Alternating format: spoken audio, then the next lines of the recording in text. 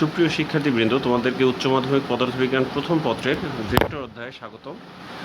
আজকে আমাদের লেকচার 2 এবং আলোচ্য টপিক হচ্ছে বিবিধ প্রকারের ভেক্টর রাশি। আমি Munshi H M. Rahat, lecturer, department of physics, government Brojomohan college, Barishal. চলো শুরু করা যাক। আমাদের প্রথমেই যে রাশিটা নিয়ে বা যে ভেক্টরটি নিয়ে আলোচনা করব তার নাম হচ্ছে স্বাধীন ভেক্টর। এখন প্রথমে যদি আমরা সংজ্ঞাটা দেখি, যে কোনো ভেক্টর রাশির পাদবিন্দু কোথায় হবে তা যদি ইচ্ছে মতো পছন্দ করা যায় তবে সেই ভেক্টরকে স্বাধীন ভেক্টর বলে। এখানে আমরা একটা ভেক্টর রাশি দেখতে পাচ্ছি যেটা হচ্ছে উত্তর পূর্ব দিকে নির্দেশ করে আছে। ধরা যাক এটি একটি ভেক্টর এ। এটা এমন হতে পারে যে একটি বল, হয়তো বা একটি 3 নিউটন মানের বল উত্তর পূর্ব দিক বরাবর ক্রিয়া করছে। তো এটা কোত্থেকে শুরু হয়েছে সেটা আসলে আমাদের গুরুত্বপূর্ণ না, এর জন্য এই ভেক্টরটা হতে পারে একটি স্বাধীন ভেক্টর। পরবর্তীতে আমরা দেখতে পাবো হচ্ছে গিয়ে সীমাবদ্ধ ভেক্টর বা লোকালাইজড ভেক্টর। সীমাবদ্ধ ভেক্টরটা হচ্ছে গিয়ে আমাদের একটু আগে আমরা যেটা বললাম যে স্বাধীন ভেক্টরের কিছুটা বিপরীত। তো আমরা এই সংজ্ঞাটা যদি দেখি, যে কোনো ভেক্টরের পাদবিন্দু যদি ইচ্ছে মতো পছন্দ করতে দেওয়া না হয়, অর্থাৎ কোন নির্দিষ্ট বিন্দুকে যদি পাদবিন্দু হিসাবে ঠিক করে রাখা হয় তাহলে সেই ভেক্টরকে আমরা বলবো সীমাবদ্ধ ভেক্টর। কারণ সীমাবদ্ধ কেন? কারণ তাকে আগেই আমরা নির্দিষ্ট করে দিয়েছি, তার শুরুটা নির্দিষ্ট। এখানে আমরা একটি এক্স অক্ষ, ওয়াই অক্ষ, অর্থাৎ একটি দ্বিমাত্রিক স্থানাঙ্ক ব্যবস্থা দেখতে পাচ্ছি। এটা এক্স, এটা ওয়াই। এখানে একটি আমরা ভেক্টর এ দেখতে পাচ্ছি, ঠিক আছে। এই ভেক্টরটি হচ্ছে এই ও বিন্দু থেকে শুরু হলো। ফলশ্রুতিতে আমরা একে বলতে পারি যে সে হচ্ছে একটি সীমাবদ্ধ ভেক্টর। তো এটা হচ্ছে আমাদের সীমাবদ্ধ ভেক্টর। এখন সীমাবদ্ধ ভেক্টরের পরে আমরা যাই হচ্ছে গিয়ে আমাদের সদৃশ ভেক্টর বা লাইক ভেক্টর জিনিসটা কি।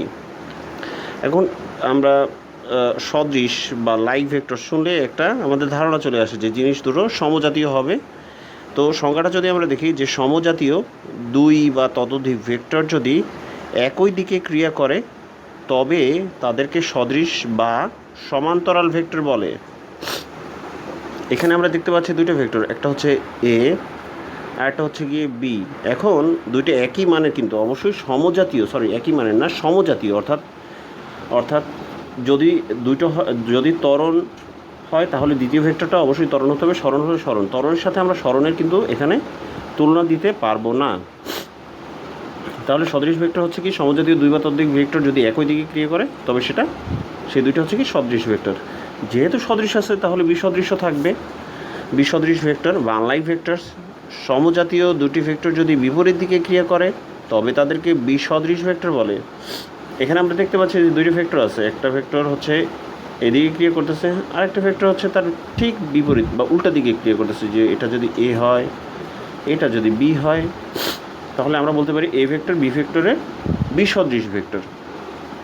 চলো দেখা যাক পরে কি আছে।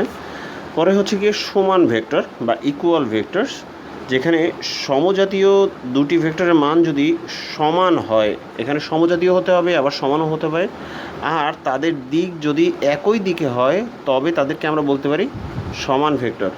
তাহলে সমান ভেক্টর কি? সমজাতীয় এবং মানে সমান, তাই সমজাতীয়, তাই হচ্ছে কি সমান ভেক্টর। এখানে এ একটি ভেক্টর এবং বি একটি ভেক্টর। আমরা ছবিতেই দেখতে পাচ্ছি যে তারা বেশ একই আকৃতির। তো আমরা বলতে পারি এই দুটো এ এবং বি হচ্ছে কি সমান ভেক্টর। আমি শিক্ষার্থীবৃন্দ বারবার তোমাদের বলি যে আমাদের ডিসক্রিপশনে কিন্তু এই ম্যাটেরিয়ালগুলো আমি চেষ্টা করি দিয়ে দিতে। আর আমরা নতুনের সংযোজন হিসাবে যুক্ত করেছি যে সেখানে যেন একটা কুইজ, গুগল ফর্মে আমরা একটা কুইজ দেওয়ার চেষ্টা করতেছি, যে তোমরা সেই কুইজ করলে সমগ্র লেকচারটা সম্পর্কে একটা ধারণা পাবে। তো লেকচারটা শেষ করে আমার অনুরোধ থাকবে সবাই সেই কুইজে অংশগ্রহণ করবে। চলো দেখা যাক পরে কি আছে। ঋণাত্মক ভেক্টর বা বিপরীত ভেক্টর বা নেগেটিভ ভেক্টরস। নির্দিষ্ট দিক বরাবর কোনো ভেক্টরকে ধনাত্মক ধরলে তার বিপরীত দিকে সমমানের সমজাতীয় ভেক্টরকে ঋণাত্মক ভেক্টর বা বিপরীত ভেক্টর বলে। এখানে আমরা দুইটা ভেক্টর দেখতেছি, একটা হচ্ছে এ, আরেকটাকে আমরা বলতে পারি হচ্ছে গিয়ে বি।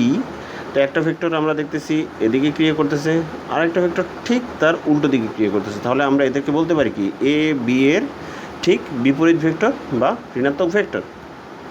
পরবর্তীতে আমরা দেখতে পাবো হচ্ছে সমরেখ ভেক্টর বা কোলিনিয়ার ভেক্টর। এই বিষয়টা কি?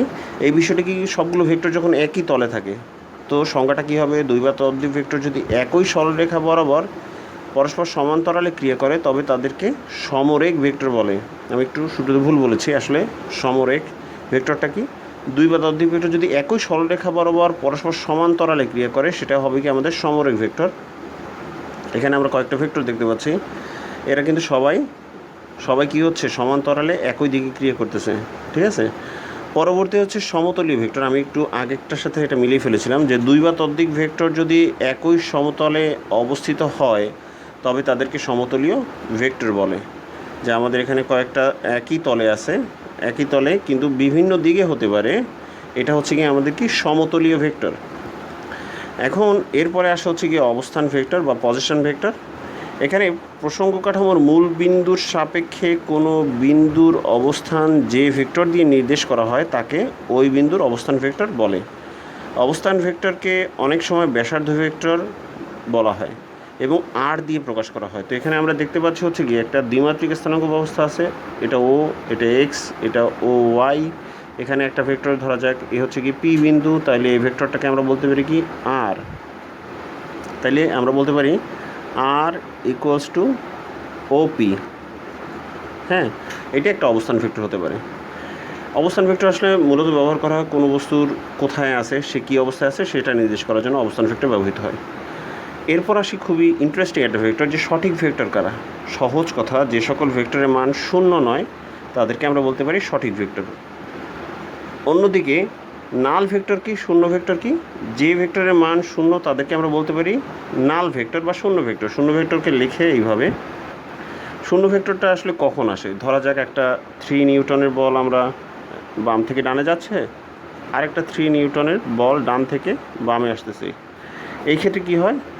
দুটোর দিক যেহেতু আসলে ভিন্ন হয় এবং মান যেহেতু সমান হয়, ফলশ্রুতিতে আমরা বলতে পারি যে এরা হলো গিয়ে আমাদের নাল ভেক্টর। এদের মিলন হলে আমরা বলতে পারবো এটা একটা নাল ভেক্টরের এক্সাম্পল। আচ্ছা, একক ভেক্টর সবচেয়ে ইন্টারেস্টিং এবং গুরুত্বপূর্ণ যে ভেক্টরটা আমরা নিয়ে আলোচনা করবো সেটা হচ্ছে একক ভেক্টর, কারণ এটা অনেকবার পরীক্ষায় আসে, জ্ঞানমূলকে আসে, অনুধাবনমূলকে আসে। তো আমরা আশা করি এটা ভালো করে বুঝলে এই প্রশ্নের অ্যান্সারগুলো খুব চমৎকারভাবে দিতে পারবো। আচ্ছা, তো সংজ্ঞার দিকে তাকালে আমরা দেখতে পাবো যে কোনো ভেক্টরের মান যদি একক হয় তাহলে তাকে আমরা বলবো একক ভেক্টর। এখন ব্যাপারটা কি? ব্যাপারটা ধরা যাক আমরা বাম থেকে ডানে যাচ্ছে একটা ভেক্টর, এটার হয়তো মান হচ্ছে 3, তাহলে আমরা বলতে পারি এ ইকুয়ালস টু 3, মান কিন্তু নট ভেক্টরটা। হ্যাঁ, এখন ধরা যাক ভেক্টরটা আসলে কি? ভেক্টরটা হচ্ছে এইটা। এখন যদি আমরা ভেক্টরটাকে এই মান দিয়ে ভাগ করি তাহলে আমরা যেটা পাবো সেটাই হচ্ছে কি আমাদের একক ভেক্টর। তো এই ক্ষেত্রে আমরা বলতে পারি মান দিয়ে ভাগ করলে, আসলে 3 দিয়ে ভাগ করলে আমরা পাবো কি একটা একক ভেক্টর। তা এটাকে আবার এভাবে স্পষ্ট করে লেখা যায়, যেহেতু এর মান 3 তাইলে আমরা বলতে পারি এই 3a। এখন তোমরা নিশ্চয়ই এর উপরে লক্ষ্য করছো যে একটা ক্যাপের মতো আছে। মূলত একক ভেক্টর বা ইউনিট ভেক্টরকে নির্দেশ করার জন্য এই ক্যাপগুলো ব্যবহার করা হয়। এ হতে পারে, এরকম আইয়ের উপরে দেয়া হয়, এরকম জের উপরে দেয়া হয়, এরকম কে আছে আমাদের ভেক্টর, এগুলো আমরা সামনে জানতে পারবো। ঠিক আছে, তাহলে একক ভেক্টর জিনিসটা কি? কোনো ভেক্টরের মান যদি একক হয় তাহলে তাকে একক ভেক্টর পাওয়া যায়, এবং ভেক্টরটাকে যদি তার মান দিয়ে ভাগ করা হয় তাহলে আসলে আমরা একক ভেক্টর পেতে পারি। ওকে, একক ভেক্টরের পরে আমরা আসবো সরণ ভেক্টরে বা ডিসপ্লেসমেন্ট ভেক্টর। যে কোনো বস্তুর অবস্থান ভেক্টরের পরিবর্তনকে সরণ ভেক্টর বলে। কোনো বস্তুর শেষ অবস্থান ভেক্টর যদি হয় RF এবং আদি অবস্থান ভেক্টর যদি হয় RI, এর পার্থক্যই হচ্ছে কি আমাদের সরণ ভেক্টর ডেল আর। এখানে আমরা দেখতে পাচ্ছি যে del R equals to RF minus RI। এখানে আমাদের যদি ভেক্টর এটা হয় RF, এটা যদি RI হয়, আর এটা একটা দ্বিমাত্রিক স্থানাঙ্ক অবস্থা অবশ্যই, এখানে আমাদের y, তাহলে এটা আমরা বলতে পারি যে del R equals to RF minus RY। এইটা হচ্ছে গিয়ে আমাদের ডেল আর। ওকে, তো এটা হচ্ছে আমাদের সরণ ভেক্টর। কী হচ্ছে জিনিসটা কি? কোনো বস্তুর অবস্থান ভেক্টরের পরিবর্তনকে আমরা সরণ ভেক্টর বলবো। আচ্ছা, এরপর হচ্ছে লাস্ট যেটা আমাদের বিপ্রতীপ বা ব্যতিহার ভেক্টর বা রিসিপ্রোকাল ভেক্টরস। রিসিপ্রোকাল ভেক্টরস বা রিসিপ্রোকালস নাম্বার জিনিসটা কি? ধরা যাক আমার কাছে একটা সংখ্যা আছে 7, তাহলে এর রিসিপ্রোকালে হবে 1/7। যদি 8 থাকে তাহলে এটা হচ্ছে 1/7, অর্থাৎ কোনো সংখ্যার বিপরীত বা বিপ্রতীপ হচ্ছে এই জাস্ট উল্টে দেওয়াটাই হচ্ছে কি রিসিপ্রোকাল অফ দিস নাম্বার। আচ্ছা, এখন আমাদের কাছে যদি একটা ভেক্টর ধরা যাক, আমাদের একটু আগে যে ভেক্টরটাই দেখলাম যে ইকুয়ালস টু আমি পেলাম কি 3a। ওকে, তো এর রিসিপ্রোকাল ভেক্টরটা হবে কি? এর রিসিপ্রোকাল ভেক্টরকে আমরা ধরো একটু আলাদাভাবে নির্দেশ করে দিই, বা আলাদাভাবে নির্দেশ করার দরকার নেই। ধরো আমরা এর রিসিপ্রোকালটাকে বললাম হচ্ছে কি বি, এর রিসিপ্রোকাল হচ্ছে কি বি, সেটা হবে গিয়ে কি 1/3a। তাইলে একটির মান যদি অপরটির বিপরীত হয় তবে তাদেরকে বিপ্রতীপ বা ব্যতিহার ভেক্টর বলে। তো আমরা যদি আবার সংখ্যাটা বলি, সমজাতীয় দুটি ভেক্টর সমান্তরাল ভেক্টরের একটির মান যদি অপরটির বিপরীত হয়, অবশ্যই সমজাতীয় এবং দুটি কিন্তু সমান্তরাল হতে হবে, তবে তাদেরকে আমরা বিপ্রতীপ বা ব্যতিহার ভেক্টর বলবো। তো আজকে ছিল এই পর্যন্তই। আমরা পরবর্তী লেকচারে চেষ্টা করব ভেক্টর যোগ বিয়োগ নিয়ে আলোচনা করতে। আর তোমাদেরকে তো বলেছি যে এই সম্পূর্ণ লেকচারটার উপরে একটি আমরা অনলাইন কুইজ দিয়ে রেখেছি ডিসক্রিপশনে। অনুরোধ থাকবে তোমরা সেই কুইজটায় ভালো করবে এবং পরীক্ষায় অংশগ্রহণ করবে এবং ভালো করবে। তো ধন্যবাদ সবাইকে।